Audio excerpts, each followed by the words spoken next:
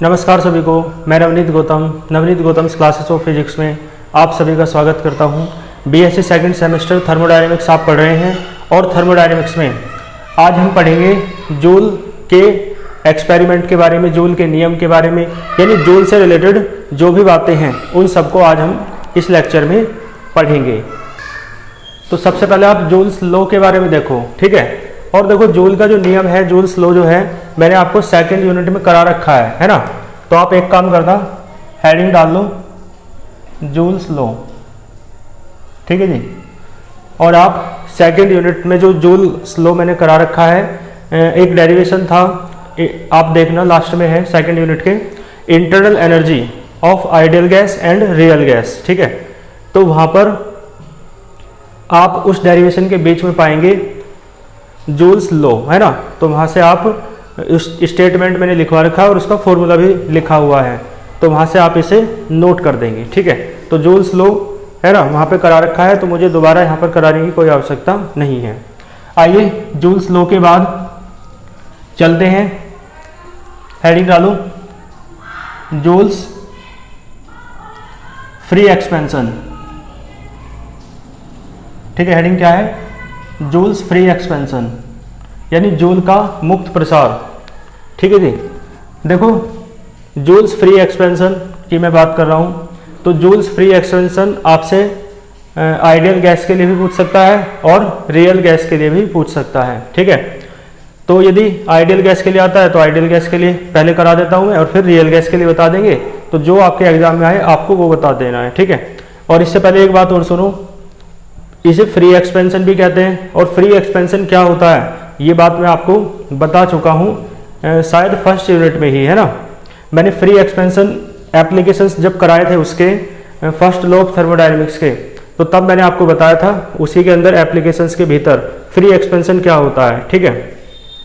तो मैंने आपको बताया था फ्री एक्सपेंशन वो एक्सपेंशन होता है जिसमें ना तो हीट का कोई एक्सचेंज होता है ना, यानी हीट एक्सचेंज कितना होगा?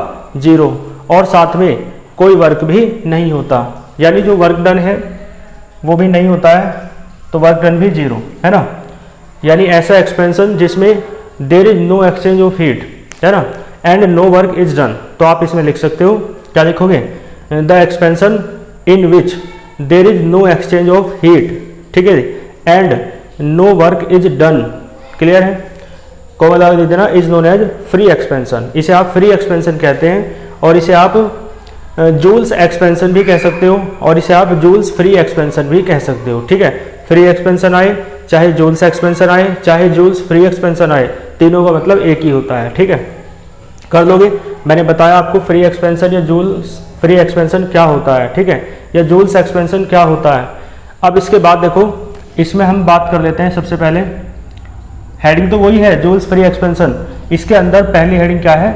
फॉर आइडियल गैस, यानी जूल का एक्सपेंशन पहले हम किसके लिए समझें? आइडियल गैस के लिए, ठीक है। तो आप एक बात ध्यान रखो, जो आइडियल गैस है ना, उसके गैस के मॉलिक्यूल्स के बीच कोई भी इंटरमोलिकुलर अट्रैक्शन फोर्स वर्क नहीं करता है, ठीक है।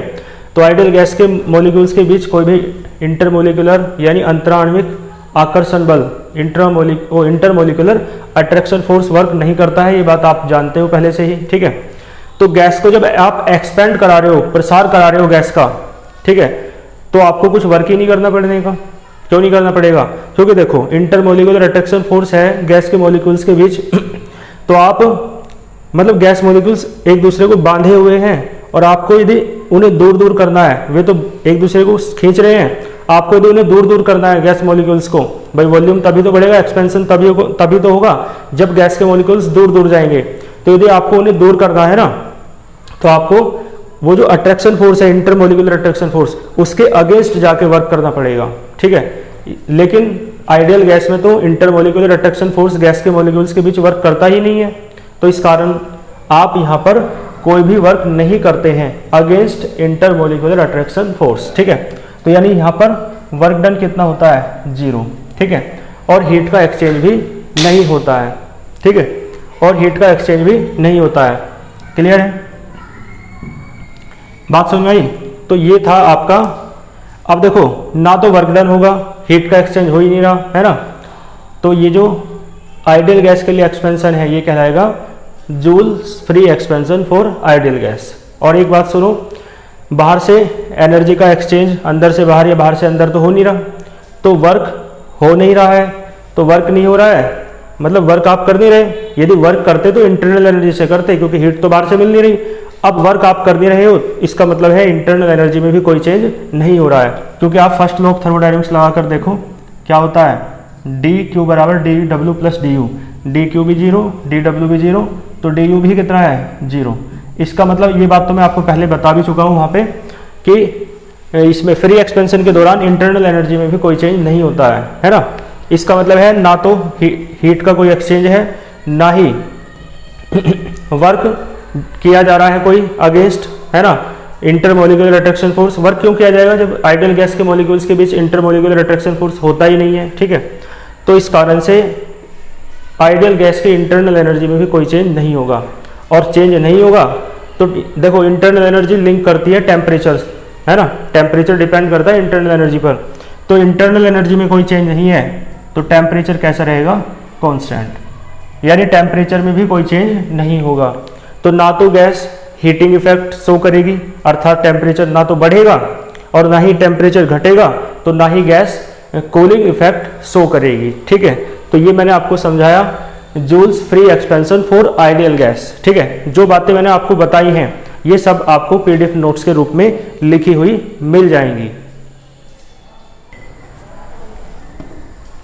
इसके बाद देखो ऐसे रफ कर रहा हूँ, स्क्रीनशॉट ले लूँ। अब आपको देखना है रियल गैस के लिए या वंडर वॉल गैस के लिए क्या, ठीक है, बोलो, जूल्स फ्री एक्सपेंशन या जूल्स एक्सपेंशन, ठीक है, कुछ भी कह सकते हो। किसके लिए बात करनी है, for real gas, real gas कह दो या वंडर वॉल गैस कह दो, बात एक ही होती है। तो देखो ध्यान देना, रियल गैस के मॉलिक्यूल्स के बीच तो आप जानते हो क्या लगता है, इंटरमोलिकुलर अट्रैक्शन फोर्स लगता है, अंतर आणविक, ठीक है, आकर्षण बल। तो इंटरमोलिकुलर अट्रैक्शन फोर्स लगेगा, है ना। तो इसका मतलब है गैस का प्रसार कराने के लिए, गैस को एक्सपेंड कराने के लिए, देखो मॉलिक्यूल्स पास पास रहना चाह रहे हैं, अट्रैक्शन फोर्स लग रहा है ना, लेकिन आप दूर ले जाना चाह रहे हो तो आपको वर्क करना पड़ेगा उस इंटरमोलिकुलर अट्रैक्शन फोर्स के अपोज जाके, उसके अगेंस्ट में जाके, क्योंकि वो तो इकट्ठा रखना चाह रहा है मॉलिक्यूल्स को, पास पास रखना चाह रहा है। आप एक्सपेंशन कराना चाह रहे हैं तो आप दूर करना चाह रहे हैं। इसका अर्थ क्या हुआ कि आपको वर्क करना पड़ेगा उस इंटरमोलिकुलर अट्रैक्शन फोर्स के अगेंस्ट, ठीक है। तो इसका मतलब है यहाँ पर ऐसा नहीं है कि वर्क नहीं होगा, यहाँ पर वर्क होगा, ठीक है, डी डब्ल्यू होगा कुछ ना कुछ, है ना, क्लियर है। तो यहाँ पर वर्क होगा और मान लो कितना होगा, तो पी इंटू डी वी, आप जानते हो वॉल्यूम में मान लो चेंज कितना हुआ, वी, ये डी वी चेंज हुआ तो वर्क डन कितना होता है, पी इंटू डी वी। तो यहाँ पर वर्क डन होगा। और ध्यान देना, क्योंकि वर्क डन तो होगा लेकिन हीट का कोई एक्सचेंज नहीं होगा, क्योंकि फ्री एक्सपेंशन है ना, तो हीट का कोई एक्सचेंज, है ना, नहीं होगा सिस्टम से सराउंडिंग या सराउंडिंग से सिस्टम, ठीक है।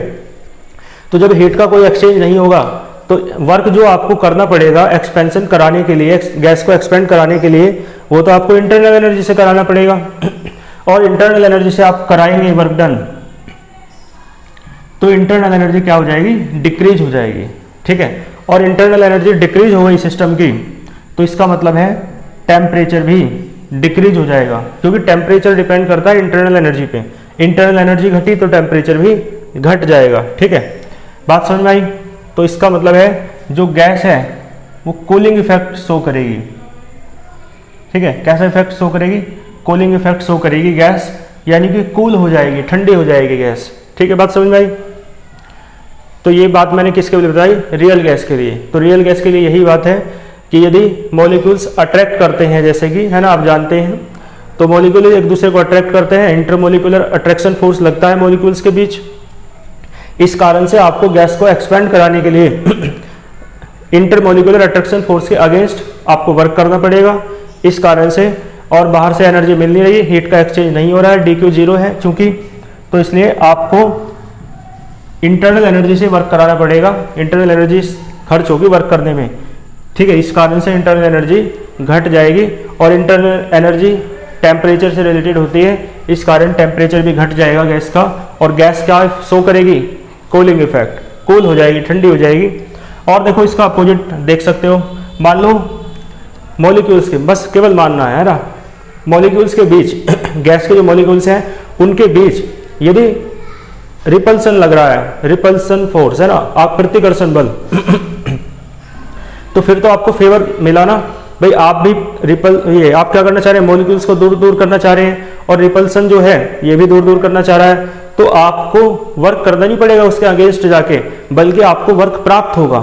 ठीक है, और जब वर्क प्राप्त होता है तो, और देखो बाहर से हीट का कोई भी एक्सचेंज या भीतर से बाहर से है ना एक्सचेंज नहीं हो रहा हीट का, तो डी क्यू तो जीरो ही है, वर्क प्लस प्राप्त हो गया।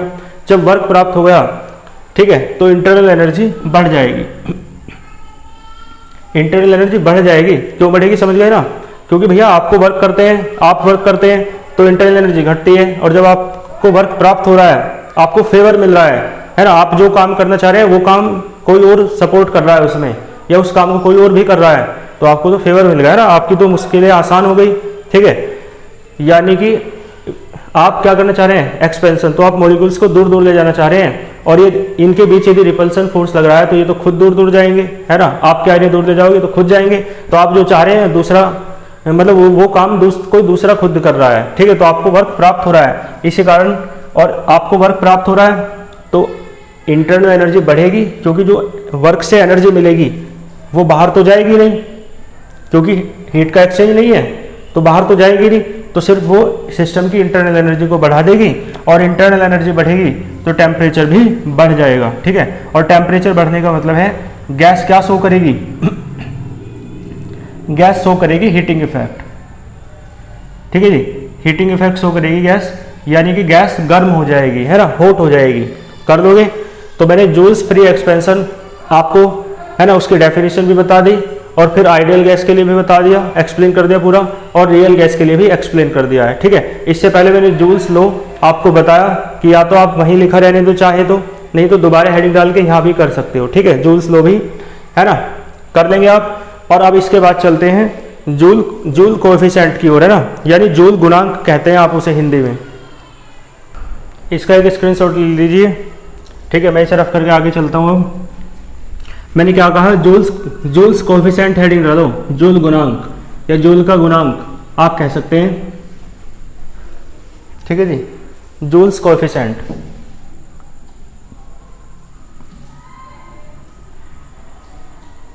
यानी कि जूल गुणांक लिख सकते हो आप हिंदी में। ठीक है जी, जूल्स कोएफिशिएंट, है ना। अब देखो जूल्स कोएफिशिएंट क्या है, ध्यान दो, इसे आप ईटा से लिखते हैं, किससे डिनोट करते हैं, ईटा से, और इसका फॉर्मूला होता है del T over del V at constant U। ठीक है जी, ये होता है जूल्स कोएफिशिएंट। तो आप लिख सकते हैं, है ना, लिखो, या PDF नोट्स में तो आपको लिखा मिल जाएगा, एक बार जब भी आप सुन सकते हो, है ना, कोई लिखना चाह रहा है तो इस तरीके से सुनकर भी नोट्स बना सकता है। देखो क्या लिखेंगे आप, देखो del T बता दो, del V बता दो, और फिर बता देंगे कि इस तरीके से होता है फॉर्मूला। तो लिखो या सुने, if delta T be the change in temperature.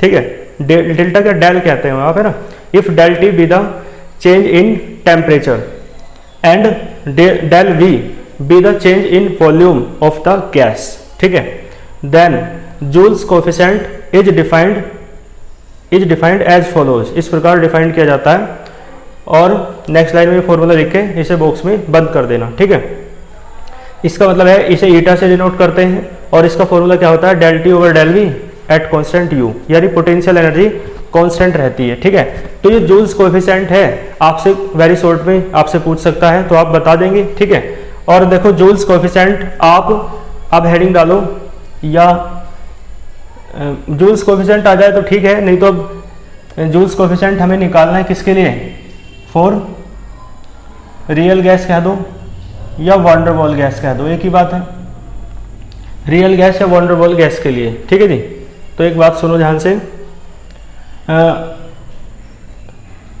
ये तो मैं रफ कर दूं, है ना, आप समझ गए क्या होता है, चलो लिखा रहने दो। तो देखो ये जो अब हम करेंगे ना Joule's coefficient for real gas, ये डेरिवेशन भी मैंने आपको सेकंड यूनिट में करा रखा है, आप देखना अपने नोट्स में। सेकंड यूनिट के सबसे लास्ट में है ये क्वेश्चन, सेकंड यूनिट के सबसे लास्ट में एक क्वेश्चन है, उसका नाम है ये van der Waals gas under free expansion, कुछ इस तरीके से होगा, है ना। ऐसा होगा, van der Waals gas undergoes free expansion, ये हेडिंग है ना। यानी फ्री एक्सपेंशन के दौरान मतलब फ्री एक्सपेंशन किसके लिए, वॉन डेर वाल गैस के लिए, है ना। यानी वॉन डेर वाल गैस के लिए मुक्त प्रसार, फ्री एक्सपेंशन, तो वो आपके पास डेरिवेशन है, पूरा कर देना। चलो मैं करके बता देता हूँ दोबारा। तो वहां पर आपने एक हेल्प ली थी किसकी, फ्रॉम रेसिप्रोसिटी थ्योरम। एक बार आप देख भी लें अपने बाइंडर में, ओपन करके रख लो, अच्छा समझ में आएगा फिर। किसकी हेल्प लेनी है, रेसिप्रोसिटी थ्योरम की। मैंने आपको बताया था एक थ्योरम रेसिप्रोसिटी थ्योरम कहलाती है। देखो इस तरीके से होती है, del T over del we at constant U बराबर, यहाँ माइनस रहता है। मैंने कहा डेल टी, देखो डेल यू से भाग कर दिया और डेल यू से गुना कर दी। ऊपर डेल टी है तो डेल यू से भाग किया, डेल यू से गुना कर दी, अपोन में डेल वी था, ये रहा। बस यहाँ माइनस रहता है, याद रखना है। और ध्यान देना, यहाँ टी है तो यहाँ टी आएगा, यहाँ वी है तो यहाँ वी आएगा। भाई यू तो दोनों में है, इधर टी है तो इधर टी आ जाएगा और इधर वी है तो यहाँ वी आ जाएगा। ठीक है, समझ जाओगे। तो इस तरीके से आपको ये थ्योरम याद रखनी है। देखो del T over del we at constant U को ही आप ईटा कहते हैं, तो इसका मतलब है ईटा तब निकलेगा जब आप इसकी वैल्यू निकाल लो और इसकी निकाल लो, है ना। तो आप इसे इक्वेशन फर्स्ट लिख देंगे, ठीक है। और फिर क्या कहेंगे, पहले इसकी वैल्यू निकाल लो del T over del U की। तो आप एक बार बताओ मुझे, सी वी क्या होता है। सी वी आपके याद है ना, देखो सी वी बराबर होता है d Q M into d T. ये फॉर्मूला पढ़ा है आपने। सी वी बराबर, छोड़ो अभी, मतलब सी बराबर या एस बराबर स्पेसिफिक हीट विशिष्ट ऊष्मा का फॉर्मूला है ये, ठीक है। और मैं सी वी निकालना चाह रहा हूँ इस फॉर्मूले से। तो ये तो 1 मोल गैस मान लो, है ना, तो 1 हो गया। और देखो V कांस्टेंट है, जब V कांस्टेंट है तो ये D का डेल बन गया। भाई V कांस्टेंट है तो एट कांस्टेंट V, जब V कांस्टेंट है या कोई चीज कांस्टेंट रहती है तो D का क्या बन गया, डेल बन गया। पार्शियल डिफरेंशियल हो जाएगा ना। तो ये हो जाएगा CV का एक फॉर्मूला, है ना। आप ये भी डायरेक्ट याद रखेंगे, हालांकि वहाँ बहुत बार यूज कर चुके हैं सेकंड यूनिट में, लेकिन फिर भी मैंने आपको बता दिया कि कैसे आया। तो CV बराबर है del Q upon del T at constant V, del Q over del T at constant V, ठीक है। ये फॉर्मूला याद रखना। और एक बात सुनो ध्यान से, फर्स्ट लॉ ऑफ थर्मोडायनेमिक्स लिख लोगे। बताओ क्या होता है, डी क्यू बराबर होता है D W plus d U, ठीक है। डी क्यू बराबर इसे लिख सकते हो P into d V plus d U, ठीक है। लेकिन ध्यान देना भैया, V कांस्टेंट है या नहीं V कांस्टेंट, क्योंकि CV निकाल रहे हैं आप। CV जब V कांस्टेंट है तो dV कितना हुआ, 0। तो डी क्यू बराबर क्या आया, 0 प्लस डी यू। तो डी क्यू बराबर आया आपका डी यू। तो देखो CV कितना हो जाएगा, डेल क्यू की जगह डेल यू हो जाएगा। ये तो D में है, यहाँ तो डेल है ना, तो डेल क्यू की जगह क्या रख दिया, डेल यू, और अपोन में है del T at constant V, ठीक है। आपको इसका मान चाहिए del T over del U का, del T over del U का, है ना। इसका मतलब इसे पलट दो दोनों साइड, तो इसे पलटोगे तो 1 अपॉन CV, और इसे पलटोगे तो del T over del U और एट कांस्टेंट V। तो del T over del U at constant V चाहिए आपको, तो कितना आया, 1 अपॉन CV, ठीक है। तो इसे थोड़ा सही से लिख लो, यानी इसे इधर लिख लो। तो del T over del U at constant V बराबर आया 1 अपॉन CV, ठीक है। तो इसका तो मान निकाल दिया, अब इसका और निकाल दो और फिर यही रख देंगे। तो एक बात सुनो, यदि आपका क्वेश्चन आता है ये किस में, शॉर्ट में, है ना। यदि शॉर्ट में आता है, इसे रफ कर दूं।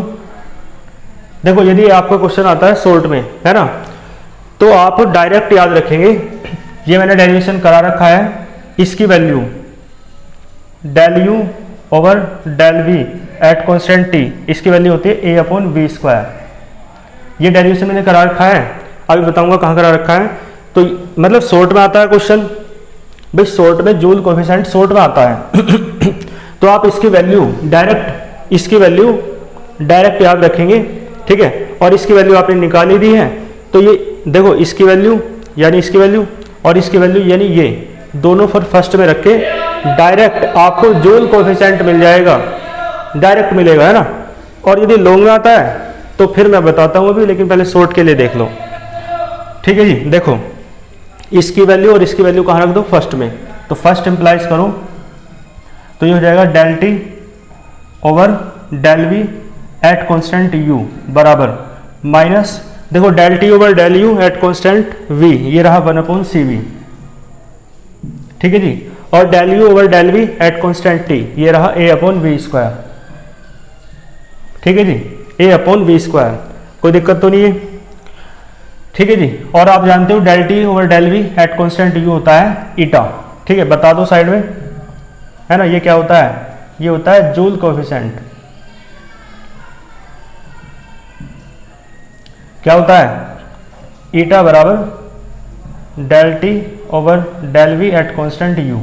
तो इसकी जगह तो ईटा आ जाएगा, तो ईटा बराबर आएगा माइनस का 1/cv इंटू a/v²। ठीक है, तो देखो आपको जूल कोएफिशिएंट तो निकालना था ईटा, आपने निकाल दिया है, और कितना आया है, माइनस का 1/cv इंटू a/v²। ठीक है, तो इसके नीचे लिख दे रहा है it is the Joule's coefficient for real gas या फॉर वंडरवॉल गैस। तो वंडरवॉल गैस या रियल गैस के लिए जूल कोएफिशिएंट इतना होता है। ठीक है जी, ये मैंने आपको बताया केवल शॉर्ट के लिए। यहाँ तक का स्क्रीनशॉट लो। ठीक है जी, स्क्रीनशॉट ले लिया होगा। देखो अब यदि शॉर्ट में आता है तो आपको इतना करना है, देखो लॉन्ग में आता है तो क्या करना है, ध्यान दो। मैंने आपसे कहा ये डायरेक्ट मैंने यूज किया कि कितना होता है a/v², है ना, लेकिन यदि लॉन्ग में आता है तो आपको पहले ये इसकी वैल्यू निकाल के दिखानी है। ठीक है, तो इसका डेरिवेशन कहाँ है, तो सेकंड यूनिट के, है ना, लास्ट में ही मिलेगा आपको। हेडिंग है इसकी इंटरनल एनर्जी, है ना, ऑफ, मैंने लिखवा रखा है internal energy of ideal gas and real gas, ये वाली हेडिंग है। तो उसके अंदर आप del you over del we at constant T जब आइडियल गैस के लिए निकालते हैं, del you over del we at constant T, पहले तो इसका आप जनरल डेरिवेशन निकालते हैं, है ना, जो आता है एक इक्वेशन सी। ठीक है, इक्वेशन सेकंड है वो, है ना, देख लेना जो भी है, इक्वेशन सेकंड है जहां तक मुझे याद है। तो इक्वेशन सेकंड है वो, और उसके नीचे लिखा होगा it is the general equation of, है ना, इस तरीके से करके, क्लियर है, ऑफ इंटरनल एनर्जी, क्लियर है। फिर उसके बाद हमने del you over del v किसके लिए निकाला, पहले आइडियल गैस के लिए उस डेरिवेशन में, और फिर रियल गैस के लिए। तो देखो जब आइडियल गैस के लिए निकाला था तो 0 आया था, आपको मैं बता दूं, और जब रियल गैस के लिए निकालते हैं तो आता है a/v², वहां पर है ये डेरिवेशन। ठीक है, तो यदि आपसे रियल गैस के लिए पूछता है वो ये जूल कोएफिशिएंट लॉन्ग में, तो आप पहले इसका ये वाला पोर्शन कर देंगे इस डेरिवेशन का, उस डेरिवेशन का। ठीक है, समझ गए ना क्या करना है, इसका मतलब क्या करना है, लिख लेना अपने बाइंडर में अपने तरीके से कि कैसे कैसे करना है। यदि लॉन्ग में आता है तो आप क्या करेंगे, पहले तो del you over del we at constant T, जो जनरल एक्सप्रेशन है वहां तक करना है, और फिर आइडियल वाला छोड़ देना क्योंकि रियल के लिए हम कर रहे हैं, और फिर हेडिंग होगी फॉर रियल गैस, और फिर सारा कर देना है। तो यहाँ तक ये आया होगा del you over del we at constant T बराबर a/v²। ठीक है, फिर इसकी वैल्यू निकाल के आपको फिर रखनी है यहाँ पे, ये जो आप डायरेक्ट रख दी ना शॉर्ट के लिए, फिर आप इसकी वैल्यू रखेंगे वहां से डेरिवेशन को पूरा करने के पश्चात, है ना, फिर यहाँ रखेंगे तो फिर आपको मिल जाएगा जूल्स कोएफिशिएंट, कर लोगे। और देखो एक बात मैं आपको साथ में और बता दूं, यदि आपसे Joule's coefficient for ideal gas कह दे तो इसका मतलब है ये तो सारा सेम है यहाँ तक सारा, है ना, लेकिन इसकी वैल्यू जो आप निकालेंगे फिर आइडियल गैस के लिए ऐसे ही करना है भाई, वही वाला डेरिवेशन करना है, इक्वेशन सेकंड तक, जनरल इक्वेशन तक तो करना ही है, और फिर हेडिंग लिखी होगी फॉर आइडियल गैस, और इसकी वैल्यू आ रही होगी 0। ठीक है, तो फिर आप इसकी वैल्यू 0 रखेंगे। ठीक है, तो यहाँ 0 आ जाएगा, और फिर जब यहाँ 0 रखोगे तो देखो तो आपको जो जूल कोएफिशिएंट है वो कितना आ गया, 0 आ गया। किसके लिए, आइडियल गैस के लिए। तो आइडियल गैस के लिए जूल कोएफिशिएंट कितना होता है, 0 होता है। ठीक है, तो समझ गए होंगे आप कि क्या क्या करना है। ठीक है, तो जूल्स कोएफिशिएंट आइडियल गैस के लिए कहे तो अभी आप कर सकते हो, है ना, हालांकि बुक में दिया हुआ नहीं है तो इसलिए मैं करा नहीं रहा उसे लेकिन फिर भी मैंने आपको आइडिया दे दिया। ठीक है जी, और सिलेबस में तो देखो क्लियर देता नहीं है ना भाई, कई लोग मुझे कहते रहते हैं कि सिलेबस में जो टॉपिक लिखे हैं केवल वही कराओ, तो सिलेबस में तो एक हिंट दिया जाता है ना, सिलेबस में सारी बातें नहीं बताई जाती। देखो जैसे मैं आपको बताऊं, थर्ड यूनिट का सिलेबस दिया हुआ है ना, आप देख सकते हो, देखो काइनेटिक थ्योरी ऑफ गैसेस का सिलेबस आप देख सकते हो, इतने कम टॉपिक दे रखे हैं, तो फिर तो ये यूनिट है ना 2-3 दिन की है बस, है ना। तो लेकिन ऐसे काम नहीं चलता। लेकिन जब आप एग्ज़ाम देखते हो तो आपको मिलेगा कि भाई यदि आप एग्ज़ाम देखोगे ना सिलेबस से फिर मैच करना, आप देखेंगे कि भाई बहुत से टॉपिक ऐसे एग्जाम में आए हुए हैं जो सिलेबस में नहीं दे रखे हैं। तो सिलेबस एक हिंट देता है, एक आइडिया देता है कि हाँ हाँ ये टॉपिक आपको पढ़ने हैं, ठीक है जी। जैसे कि इसने देखो ये कहा देखो ये कहा, ध्यान देना, law of equipartition of energy and its application, है ना, इसके एप्लीकेशन। तो भैया इसके एप्लीकेशंस के अंदर कई सारे डेरिवेशन हैं, उन डेरिवेशन के नाम नहीं दिए इसने कह दिया एंड इट्स एप्लीकेशन, ठीक है। तो वो तो हमें विस्तार से देखना है ना कि इसके एप्लीकेशन में कौन कौन से डेरिवेशन आते हैं, ठीक है जी। तो इस तरीके से कर लोगे। जैसे देखो यहाँ लिखा है जूल थॉमसन इफेक्ट, भाई सेकंड यूनिट में लिखा है जूल थॉमसन इफेक्ट, लास्ट वाला टॉपिक। तो जूल थॉमसन इफेक्ट तो 4-6 लाइन की एक डेफिनेशन है। तो इसका मतलब आप फिर डेफिनेशन ही करने लगे और आप ये कहने लगे कि जूल थॉमसन इफेक्ट का तो डेरिवेशन है ही नहीं, सिलेबस में लिखा ही नहीं है, तो ये फिर गलत बात होगी, समझ गए ना। जूल थॉमसन इफेक्ट का डेरिवेशन है सिलेबस में, है ना। जूल थॉमसन इफेक्ट लिख देने का मतलब यही नहीं है कि जूल थॉमसन इफेक्ट केवल परिभाषा है, उससे रिलेटेड सब कुछ आपको पढ़ना पड़ेगा जो भी है ना आपको दिया हुआ है या जो आपके प्रीवियस ईयर में आया हुआ है, ठीक है जी।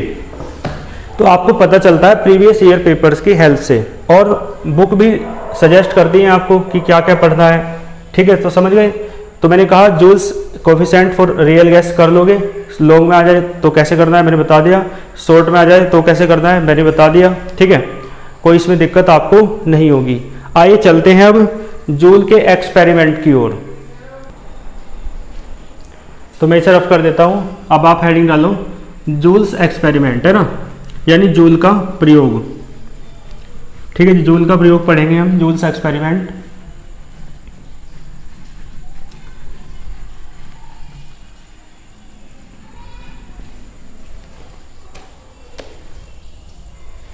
ठीक है जी। हेडिंग क्या है, जूल्स एक्सपेरिमेंट यानी जूल का प्रयोग। देखो ध्यान देना, जूल्स एक्सपेरिमेंट क्या है। देखो इसका डायग्राम समझ लो पहले, मतलब इसका जो एक्सपेरिमेंटल सेटअप है वो देखो पहले। देखो इस तरीके से दो बड़े बड़े बीकर होते हैं,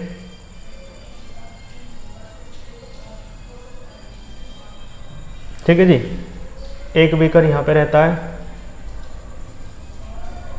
ठीक, और देखो यहाँ पर सिलेंडर रहते हैं 2 कॉपर के,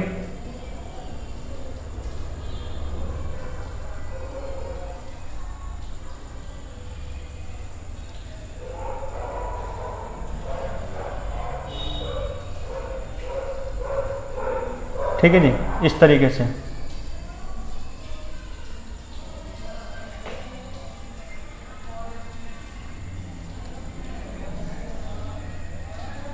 देखते जाओ आप लोग, है ना,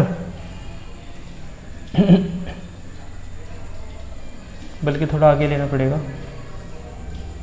देखो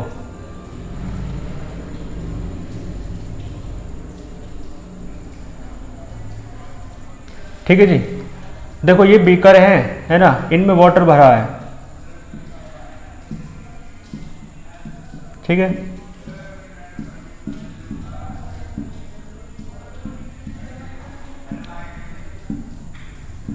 ठीक है जी, देखते रहो आप लोग।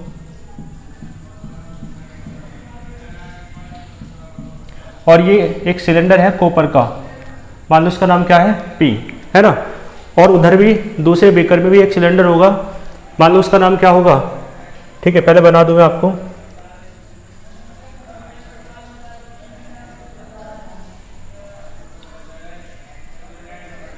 ठीक है जी, इस तरीके से, है ना।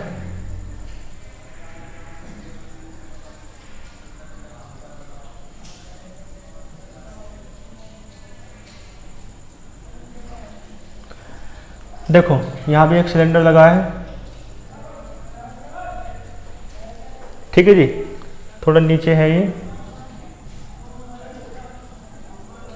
कोई दिक्कत तो नहीं है, ठीक है, सीधे में रख लो।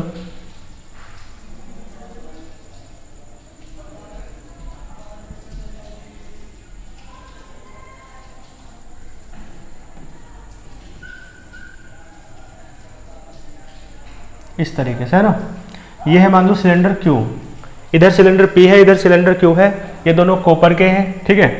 इसमें एयर भरी है, क्या भरी है? एयर।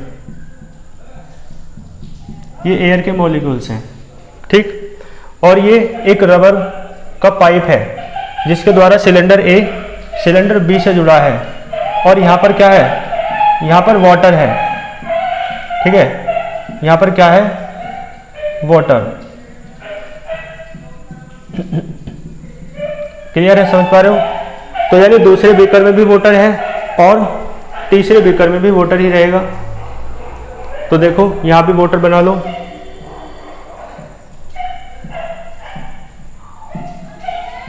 ठीक है। तो सब जगह क्या है? यानी तीनों बीकर में वाटर भरा है। तो कहने का मतलब है दोनों जो सिलेंडर है कॉपर के, जिनमें से एक में एयर भरी है और जो दूसरे वाला है वो निर्वात भर है, उसमें कोई मीडियम नहीं है, मतलब निर्वात है, वैक्यूम है, ठीक है। और दोनों ही जी, तो सारे में क्या है? वाटर भरा हुआ है। क्लियर है? देखो यहाँ पर भी वाटर भरा हुआ है, बीच वाले इस बीकर में भी, फ्लास्क में भी, ठीक है जी। और देखो यहाँ पर एक कॉर्क लगी हुई है,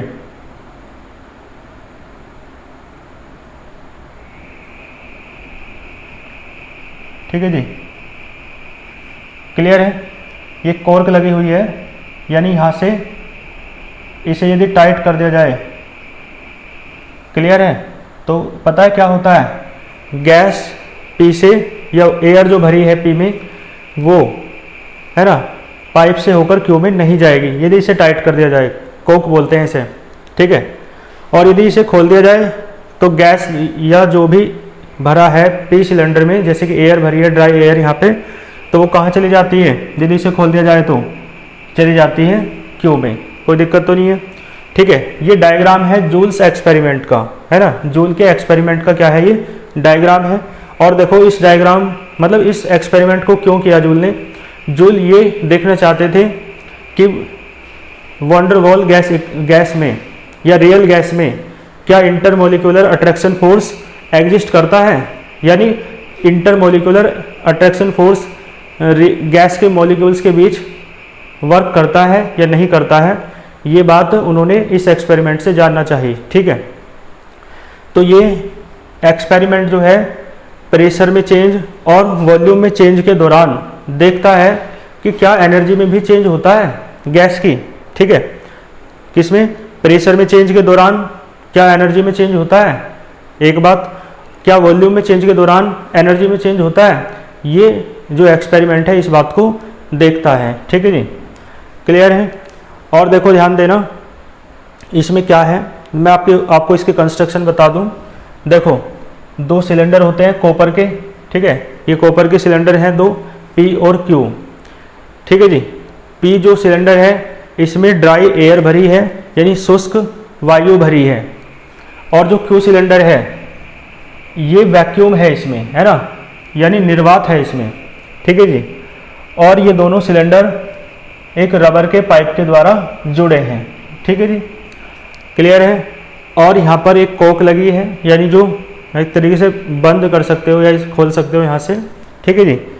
और ये दोनों सिलेंडर ही किस में डूबे हैं? कंप्लीटली डिप्ड हैं वाटर में।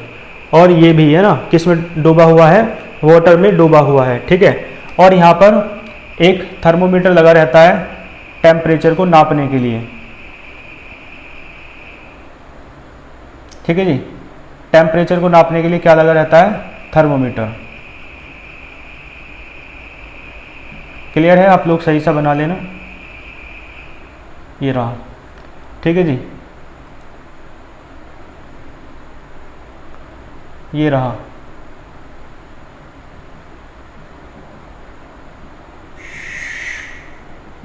ये एक सेंसिटिव थर्मोमीटर लगा है, ठीक है। कहाँ? इसके टेम्परेचर को नापने के लिए। ठीक इसी प्रकार यहाँ पर भी एक सेंसिटिव थर्मोमीटर लगाएंगे, ठीक है जी, इसके टेम्परेचर को नापने के लिए, ठीक है। ये भी एक थर्मोमीटर है।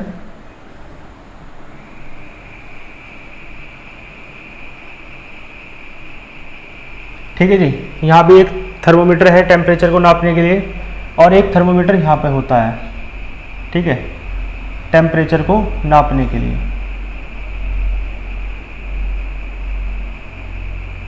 ठीक, तो तीनों बीकर्स में क्या लगा है? थर्मोमीटर। एक सेंसिटिव थर्मोमीटर लगा रहता है टेम्परेचर को मेजर करने के लिए, ताप को नापने के लिए। तो जूल का जो एक्सपेरिमेंटल सेटअप है वो बिल्कुल आपके सामने है। ठीक है जी, तो ये जूल का एक्सपेरिमेंटल सेटअप है। अब देखो, मैं कंस्ट्रक्शन के बारे में बता रहा था, तो मैंने कहाँ तक बताया? सिलेंडर के और रबर वायर के कोक के बारे में बताया, और ये बताया कि दोनों सिलेंडर और ये सब वाटर में डिप्ड रहते हैं, डूबे रहते हैं। और फिर ये भी बताया कि तीनों का टेम्परेचर नापने के लिए एक सेंसिटिव थर्मोमीटर लगा होता है। ठीक है जी, अब देखो ध्यान दो, शुरुआत में मैंने आपको बता दिया कि जूल करना क्या चाह रहे हैं। जूल ये बताना चाह रहे हैं कि क्या इंटरमोलिकुलर अट्रैक्शन फोर्स गैस के मॉलिक्यूल्स के बीच एग्जिस्ट करता है। ठीक है, और वो टेम्परेचर मतलब प्रेशर के बदलने पर एनर्जी में क्या चेंज होगा ये देखना चाह रहे हैं। वॉल्यूम के बदलने पर एनर्जी में क्या चेंज होगा, इंटरनल एनर्जी में, है ना, ये देखना चाह रहे हैं। ठीक है जी, बात समझ में आ रही है? और देखो एक बात सुनो विशेष रूप से, जब इसे कोक को ओपन किया जाता है तो इसकी जो एयर है बहुत तेज़ी से किस में जाएगी? इधर तो वैक्यूम है ना, क्यू में जाएगी, है ना। जब इसे कोक को ओपन करते हैं, कोक को एस लिख लो, एस नाम दे लो। जब इसे ओपन करते हैं तो पी से बहुत तेज़ी से वायु क्यू में जाती है। ठीक है, और कब तक जाती है? जब तक दोनों जगह, दोनों सिलेंडर्स में प्रेशर सेम ना हो जाए। भाई इधर तो बिल्कुल प्रेशर नहीं है ना, इधर प्रेशर है क्योंकि गैस ये एयर भरी है, तो बहुत तेज़ी से प्रेशर के साथ जाएगी और इधर चली जाएगी क्यू में। और जब तक दोनों में प्रेशर सेम ना हो जाए तब तक, है ना, गैस पी ये एयर जो है पी से क्यू में जाती रहेगी। और ध्यान देना, तो प्रेशर में चेंज हो रहा है नहीं, इसका प्रेशर घटेगा धीरे धीरे और इसका प्रेशर बढ़ेगा, और बाद में दोनों का प्रेशर सेम हो जाएगा। ठीक है जी, तो प्रेशर के दौरान आप देखेंगे, प्रेशर के साथ साथ देखो इधर से एयर उधर जा रही है तो इधर तो वॉल्यूम कम हो रहा है, उधर वॉल्यूम बढ़ रहा है। तो आप खुद देख सकते हैं इस एक्सपेरिमेंट में प्रेशर भी चेंज हो रहा है और वॉल्यूम भी चेंज हो रहा है। ठीक है, तो प्रेशर और वॉल्यूम जब दोनों चेंज हो रहे हैं तो आप थर्मोमीटर के द्वारा टेम्परेचर नापते हैं। भाई टेम्परेचर नाप के ये पता चलेगा कि क्या प्रेशर के चेंज होने से, क्या वॉल्यूम के चेंज होने से टेम्परेचर चेंज हो रहा है या नहीं। ठीक है, तो टेम्परेचर यदि चेंज होगा, ध्यान सुनना मेरी बात को, यदि प्रेशर और वॉल्यूम के चेंज होने से, प्रेशर और वॉल्यूम तो चेंज होंगे जब आप इसे खोलोगे और ये इधर से, है ना, एयर इधर जाएगी पी से क्यू में, तो प्रेशर, है ना, चेंज होगा, इसका घटेगा, इसका बढ़ेगा, इधर वॉल्यूम घटेगा, इधर बढ़ेगा। ठीक है जी, तो समझ पा रहे हो? इसका मतलब प्रेशर वॉल्यूम चेंज होंगे तो थर्मोमीटर से आप देखते हैं कि क्या कुछ टेम्परेचर में भी चेंज होता है। ठीक है, तो अब ध्यान देना, यदि गैस के मॉलिक्यूल्स के बीच लगता होगा ये इंटरमोलिकुलर अट्रैक्शन फोर्स, तो आपको वर्क करना पड़ेगा एक्सपेंशन करने के लिए, क्योंकि मॉलिक्यूल्स पास पास रहना चाहते हैं और आप उन्हें दूर करना चाह रहे हैं। तो देखो यहाँ मॉलिक्यूल्स पास पास हैं और आप इसे खोल के एक्सपेंड करा रहे हो, गैस फैलेगी, एक्सपेंड करेगी, उधर पहुँच जाएगी, तो एक्सपेंशन हो रहा है। इसका मतलब है मॉलिक्यूल्स तो पास पास रहना चाह रहे थे लेकिन आप उन्हें दूर कर रहे हो, है ना, सारे में फैला रहे हो। इसका मतलब है आप यदि एक्सपेंशन कर रहे हैं तो गैस एक्सपैंड होने के कारण आपको इंटरमोलिकुलर अट्रैक्शन फोर्स के विरुद्ध, उसके अगेंस्ट वर्क करना पड़ेगा। ठीक है, मैं कह रहा हूँ यदि इंटरमोलिकुलर अट्रैक्शन फोर्स वर्क करता है तब की कंडीशन बता रहा हूँ मैं, तो है ना, उसके विरुद्ध आपको अगेंस्ट वर्क करना पड़ेगा। और यदि वर्क करना पड़ा तो भाई बाहर से तो हीट आएगी और अंदर की बाहर जाएगी नहीं, क्योंकि मैंने बताया फ्री एक्सपेंशन हम पढ़ रहे हैं, तो इसका मतलब इस तरीके से इंस्ट्रूमेंट बना रहता है कि there is no exchange of heat between the system and surroundings, है ना, निकाय और वातावरण के बीच कोई भी ऊष्मा का आदान प्रदान नहीं होता है, तो dq तो जीरो है और वर्क आपको करना पड़ेगा। यदि इंटरमोलिकुलर अट्रैक्शन फोर्स एग्जिस्ट करता है तो उसके अपोज में जाके आपको वर्क करना पड़ेगा। वर्क करना पड़ेगा, तो वर्क कहाँ से करोगे? जब बाहर से तो एनर्जी मिल नहीं रही, तो आप इंटरनल एनर्जी से वर्क करेंगे। और इंटरनल एनर्जी से यदि आप वर्क करेंगे तो आप खुद बताएं, इंटरनल एनर्जी जो है गैस की वो घट जाएगी। ठीक है, इंटरनल एनर्जी जो है गैस की वो घट जाएगी। क्लियर है? और इंटरनल एनर्जी घटेगी तो आप जानते हैं इंटरनल एनर्जी से रिलेटेड होता है टेम्परेचर, तो टेम्परेचर भी घट जाएगा। ठीक है, तो टेम्परेचर घट जाएगा। बात समझ में आई? कब? यदि इंटरमोलिकुलर अट्रैक्शन फोर्स एग्जिस्ट करता है, तभी तो बता रहा हूँ सारी बातें। तो जूल ने पाया कि इस एक्सपेरिमेंट के दौरान टेम्परेचर में कोई भी कमी हुई नहीं। समझ गए? तो टेम्परेचर में कोई कमी नहीं हुई है ना? इसका मतलब है कि कोई भी इंटरनल एनर्जी में कमी नहीं हुई है ना? इंटरनल एनर्जी घटी नहीं है, और इंटरनल एनर्जी नहीं घटी है, इसका मतलब है वर्क जो है नहीं किया गया है। वर्क नहीं किया गया है, इसका अर्थ है कि वर्क क्यों नहीं किया गया? क्योंकि इंटरमोलिकुलर फोर्स एग्जिस्ट था ही नहीं, तो उसके विरुद्ध जाके आप वर्क करने की जरूरत क्या है? इसका मतलब है ये एक्सपेरिमेंट इस बात को, है ना, इस रिजल्ट को देता है कि यहाँ पर टेम्परेचर में कोई भी डिक्रीमेंट या कोई भी फॉल्स नहीं होता है, कोई भी कमी नहीं होती है ना? टेम्परेचर घटता नहीं है। इस कारण से ये एक्सपेरिमेंट ये बताने में तो समर्थ नहीं रहा। मतलब ये बात एक क्वेश्चन, एक जटिल प्रश्न के रूप में रही कि क्या एग्जिस्ट रियल गैस के मॉलिक्यूल्स के बीच इंटरमोलिकुलर फोर्स एग्जिस्ट करता है? ये बात बताने में ये पूरी तरीके से संभव नहीं हो पाया एक्सपेरिमेंट। ठीक है जी। क्यों? क्योंकि ये बता ही नहीं पा रहा, क्योंकि यहाँ टेम्परेचर चेंज ही नहीं हो रहा। मतलब टेम्परेचर घटेगा तो कूलिंग इफेक्ट शो करेगी गैस, और कूलिंग इफेक्ट यहाँ शो हो ही नहीं रहा।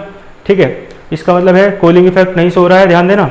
तो टेम्परेचर नहीं घट रहा है, टेम्परेचर नहीं घट रहा है, इसका मतलब इंटरनल एनर्जी नहीं घट रही है। इंटरनल एनर्जी नहीं घट रही है तो कोई भी वर्क नहीं किया जा रहा है, और कोई भी वर्क नहीं किया जा रहा है, इसका मतलब है कि वर्क क्यों नहीं किया जा रहा? क्योंकि जिसके अगेंस्ट वर्क करेंगे वो होगा ही नहीं।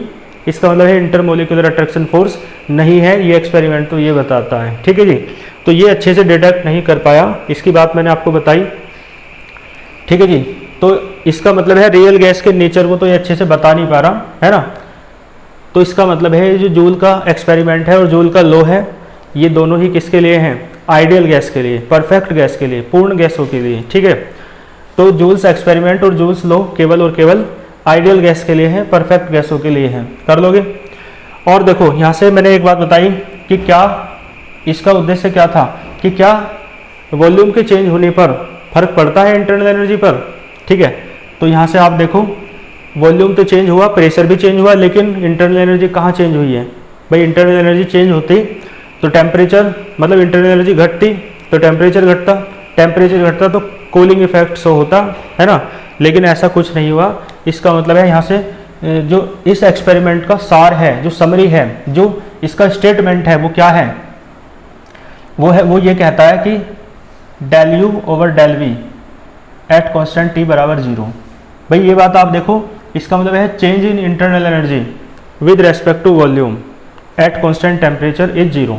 टेम्परेचर कॉन्स्टेंट रहता है ना? टेम्परेचर में कहाँ चेंज हुआ? और वॉल्यूम में चेंज हो रहा है, लेकिन इंटरनल एनर्जी में जो चेंज है ना वॉल्यूम की तुलना में, वो 0 है। इसका मतलब है वॉल्यूम में तो चेंज हो रहा है, लेकिन वॉल्यूम में चेंज करने के साथ साथ इंटरनल एनर्जी में कोई चेंज नहीं हो रहा है। तो चेंज इंटरनल एनर्जी में कितना है? 0। ठीक है, किसके रेस्पेक्ट में? वॉल्यूम के। और कांस्टेंट टेम्परेचर में, क्योंकि टेम्परेचर तो सेम है। ठीक है जी, टेम्परेचर बड़ा घटा ही नहीं है। और एक विशेष मैंने बताया था कि वॉल्यूम के साथ साथ, वॉल्यूम में चेंज होने के साथ साथ इंटरनल एनर्जी में चेंज होता है या नहीं, ये बताता है ये एक्सपेरिमेंट। और प्रेशर के चेंज होने के साथ साथ इंटरनल एनर्जी में चेंज होता है या नहीं, ये भी बताता है ये एक्सपेरिमेंट, है ना? तो इंटरनल एनर्जी में चेंज, प्रेशर के रेस्पेक्ट में भी कुछ चेंज नहीं होता। ठीक है, देख लो प्रेशर तो चेंज हो रहा है, लेकिन इंटरनल एनर्जी कहाँ चेंज हुई? ठीक है, और वॉल्यूम भी चेंज हो रहा है, लेकिन इंटरनल एनर्जी कहाँ चेंज हुई? इंटरनल एनर्जी चेंज यदि घटती तो टेम्परेचर घटता, लेकिन टेम्परेचर घट ही नहीं रहा, चेंज ही नहीं हो रहा, तो इंटरनल एनर्जी चेंज नहीं हो रही है। ठीक है जी, बात समझ में आई? तो यहाँ से ये दो बातें आपको पता चलती हैं। ये जूल के, है ना, स्टेटमेंट है, और जो मैंने आपको जूल्स लॉ लिखने के लिए कहा था ना, वो मैंने करा रखा है जो पहले, वो ये वाला है ना? जो ये वाला स्टेटमेंट है वो जूल्स लॉ है। इसका मतलब है the internal energy of any gas, है ना, विद रेस्पेक्ट, वो the change in internal energy, ऐसे भी कह सकते हो, the change in internal energy with respect to volume at constant pressure is 0। या तो ऐसे कह सकते हो या आप ऐसे कह सकते हो द इंटरनल एनर्जी, है ना, एट कॉन्स्टेंट टेम्परेचर, ठीक है, with respect to volume remains constant. Constant रहती है इंटरनल एनर्जी, या ऐसे कह दो इंटरनल एनर्जी में चेंज जो है 0 होता है। ठीक है, तो मुझे दोबारा बताने की आवश्यकता नहीं है, मैंने जूल्स लॉ में लिखवा रखा है और यहाँ भी, है ना, आपको मैं जो समझाया है इसकी लैंग्वेज पीडीएफ में आपको लिखी हुई मिल जाएगी। ठीक है, तो निष्कर्ष समझ में आए। तो जूल्स लॉ से यही निष्कर्ष दो मिले हैं आपको कि इंटरनल एनर्जी ना तो वॉल्यूम पर डिपेंड करती है, ना इंटरनल एनर्जी प्रेशर पर डिपेंड करती है। इंटरनल एनर्जी केवल और केवल टेम्परेचर पर डिपेंड करती है, और ये बात किसके लिए है? आइडियल गैस के लिए। तो इसका मतलब है ये जूल्स एक्सपेरिमेंट भी किसके लिए है? आइडियल गैस के लिए, परफेक्ट गैस के लिए। रियल गैस के लिए ये एक्सपेरिमेंट नहीं है। ठीक है जी, कर लोगे? तो जूल्स एक्सपेरिमेंट मैंने आपको अच्छे से एक्सप्लेन किया और बाकी पीडीएफ नोट्स में सब आपको अच्छे से लिखा हुआ मिल जाएगा। ठीक है, तो आज के लेक्चर में इतना ही रखते हैं। जूल्स मतलब जूल की जो सभी चीज़ें थी वो हमने कर ली हैं अच्छे से, है ना। तो यहाँ तक आप बहुत अच्छे से चीज़ों को तैयार कर लेना। फिर मिलते हैं नेक्स्ट लेक्चर में नेक्स्ट किसी टॉपिक के साथ। तब तक अच्छे से पढ़ते रहिए, है ना।